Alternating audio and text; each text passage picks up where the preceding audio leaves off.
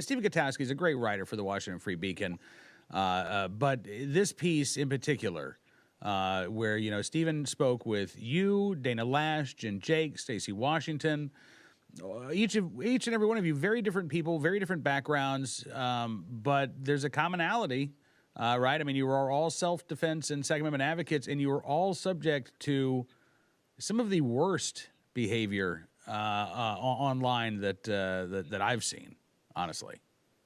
Yeah, it's very sad to see it all laid out there in one article. I mean, it's bad enough when I look at it and I think, okay, this is something that I'm sadly used to receiving. I'm used to reading things like this. I'm kind of subscribing to the don't read the comments way of life. But at the same time, to see that just comment after thread after a harassing message for not just me, but for basically any female Second Amendment advocate is really disheartening, just because we shouldn't have to put up with this.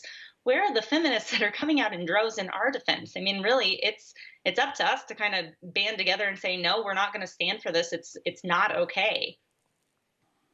Absolutely. And so, as you say, I mean, on the one hand, like, there are things you can do to minimize, seeing this sort of stuff. But A, it's really hard to escape it entirely unless you're just not on social media, which is kind of what they want, I think, right? Is to drive you away, to silence you, to make you say, you know what, it's not worth it for me to speak up.